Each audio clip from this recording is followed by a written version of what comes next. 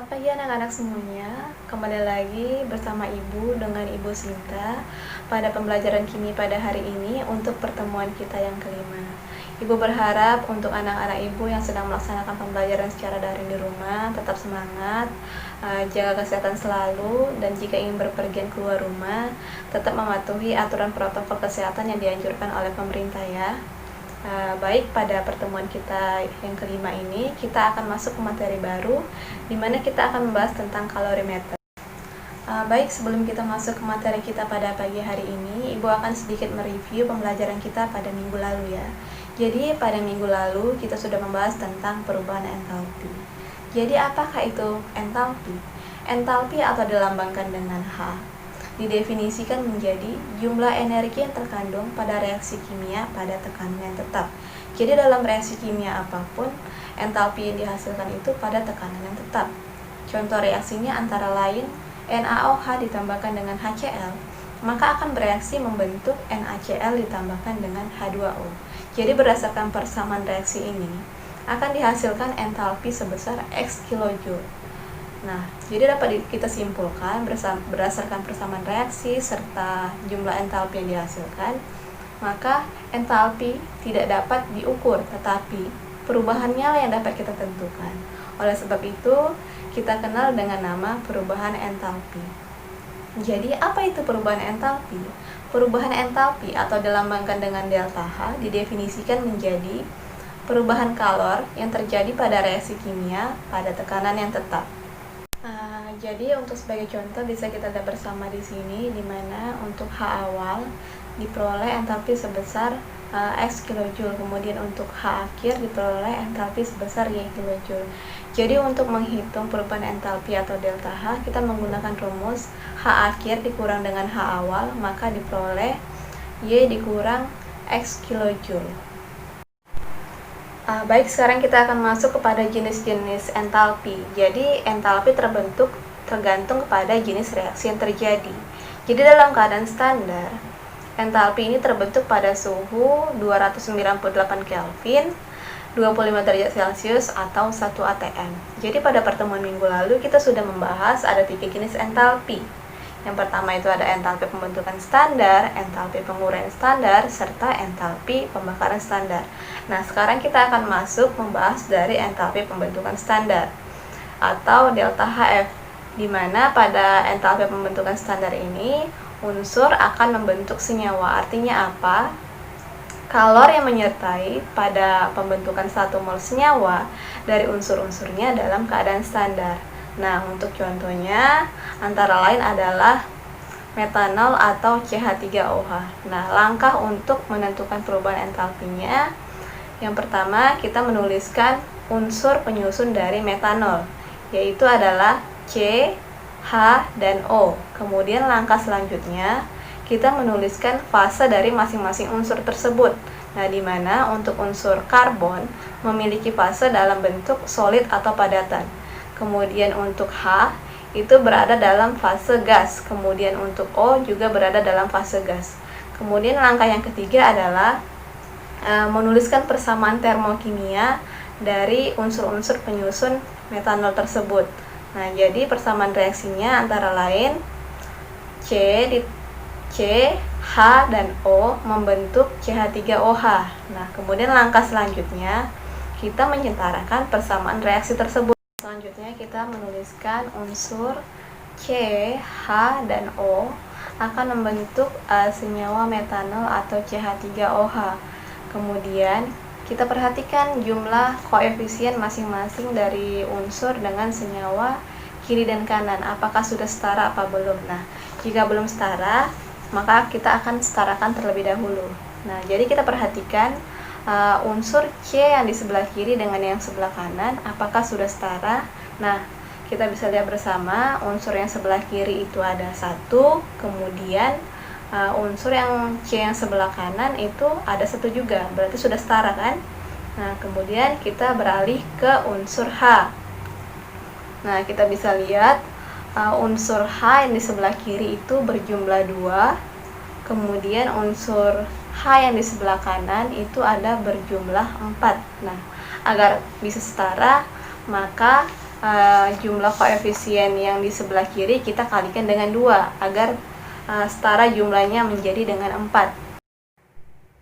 Sehingga diperolehlah persamaan termokimianya, yaitu unsur C ditambah 2H2 ditambah setengah O2 melepaskan kalor sebesar 239 kJ per mol untuk membentuk 1 mol CH3OH.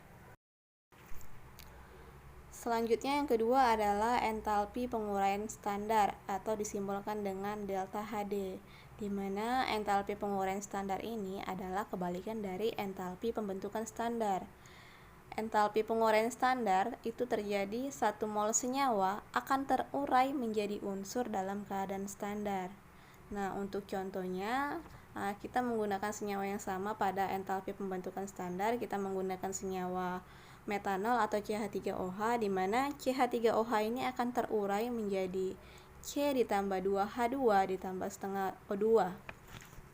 Nah, maka tak menutup kemungkinan akan membentuk entalpi penguraian standar sebesar positif 239 kJ per mol, di mana pada pembentukan entalpi standar tadi entalpi yang terbentuk adalah negatif, sedangkan pada penguraian standar entalpi yang terbentuk adalah kebalikan dari entalpi pembentukan standar tadi, yaitu dalam bentuk entalpi positif.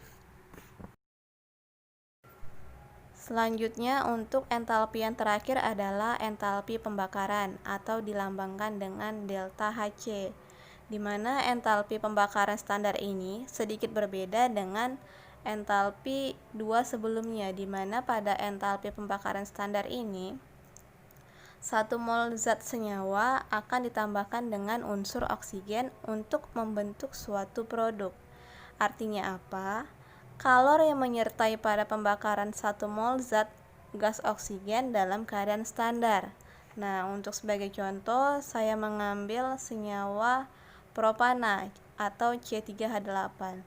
Jadi, untuk langkah-langkah penulisan persamaan termokimianya sama dengan langkah-langkah yang sudah saya jelaskan pada tahap pembentukan standar, di mana diperoleh persamaan termokimianya adalah C3H8 ditambah 5O2 menghasilkan 3CO2 ditambah 4H2O dengan menghasilkan perubahan pembakaran standar sebesar melepas 2200 kJ per mol. Nah, jadi anak-anak, setelah kita mempelajari perubahan entalpi dari suatu reaksi dapat ditentukan dengan melakukan suatu percobaan menggunakan kalorimeter. Jadi, apa sih itu kalorimeter? Nah, jadi kalorimeter adalah suatu alat untuk mengukur jumlah kalori reaksi yang diserap maupun yang dilepaskan pada suatu reaksi kimia. Jadi, dalam kalorimeter berlangsung itu secara adiabatik. Maksudnya apa adiabatik? Adiabatik itu maksudnya tidak ada energi yang keluar ataupun masuk ke dalam kalorimeter.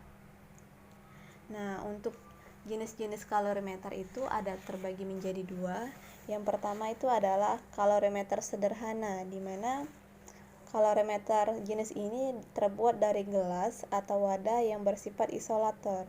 Misalnya seperti gelas styrofoam atau plastik yang bersifat isolator. Nah, kemudian yang jenis yang kedua adalah kalorimeter bom. Apa itu kalorimeter bom? Jadi kalorimeter bom ini dirancang secara khusus sehingga sistem benar-benar dalam keadaan terisolasi.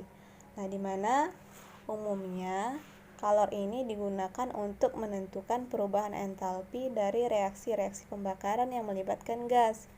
Jadi, di dalam kalorimeter bom ini terdapat ruang khusus untuk berlangsungnya suatu reaksi yang di sekitarnya diselubungi oleh air sebagai penyerap kalor. Nah, untuk bagian-bagiannya bisa dilihat sendiri pada gambar yang ditampilkan berikut ini. Jadi, seperti yang telah Ibu jelaskan sebelumnya, bahwa perubahan entalpi merupakan perubahan kalor yang diukur pada tekanan tetap. Jadi, dalam reaksi eksoterm, kalori yang dilepas oleh sistem sebagian akan diserap oleh kalorimeter, dan sebagian kalor akan menyebabkan naiknya suhu sistem. Berbeda lagi dengan reaksi endoterm, di mana pada reaksi endoterm, sistem akan menyerap kalor dari kalorimeter dan sebagian lagi akan menyebabkan menurunnya suhu sistem.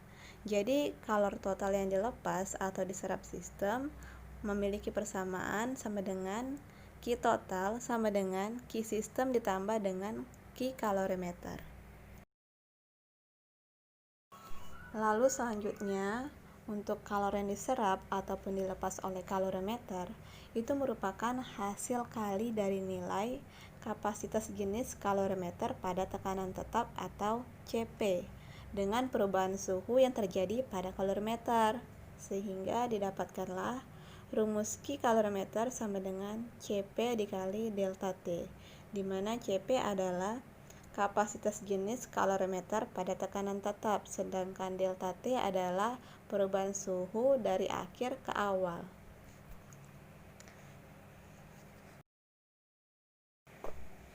Sehingga dapat kita simpulkan bahwa besar kalor yang mengakibatkan naik atau turunnya suhu sistem atau Q sistem merupakan hasil kali dari kalori jenis zat atau larutan atau C, massa zat atau larutan atau disebut dengan M, kemudian besarnya perubahan suhu sistem atau delta T, sehingga didapatkanlah rumus persamaan Q sistem sama dengan M dikali C dikali dengan delta T, di mana keterangannya bahwa M adalah massa zat dengan satuannya adalah gram, kemudian untuk C adalah kalori jenis zat di mana satuannya adalah J gram min 1 dikali K min 1, kemudian untuk delta T adalah perubahan suhu dengan satuannya adalah Kelvin.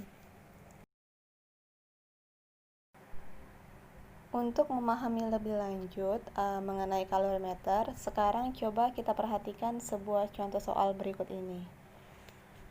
Pada suatu percobaan, 2 liter air dipanaskan sehingga suhu air naik dari 20 derajat Celcius menjadi 65 derajat Celcius.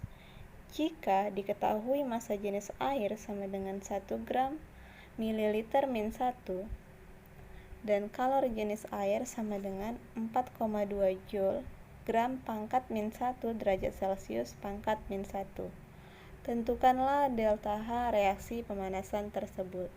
Jadi, langkah yang pertama harus kita tuliskan adalah menuliskan data-data yang sudah diketahui dalam percobaan, di mana volume yang sudah diketahui adalah sebesar 2 liter. Nah, satuan liter ini akan kita konversi menjadi dalam bentuk mililiter, di mana 2 liter jika diubah ke dalam bentuk mililiter maka akan menjadi 2000 mililiter. Kemudian diketahui T1-nya sama dengan 20 derajat Celcius, kemudian T2-nya sebesar 65 derajat Celcius. Jadi kita harus menentukan delta T-nya. Bagaimana cara untuk menentukan delta T? Sama dengan T akhir dikurang dengan T awal, di mana T akhirnya 65 derajat Celcius dikurang dengan T awalnya 20 derajat Celcius sama dengan 45 derajat Celcius.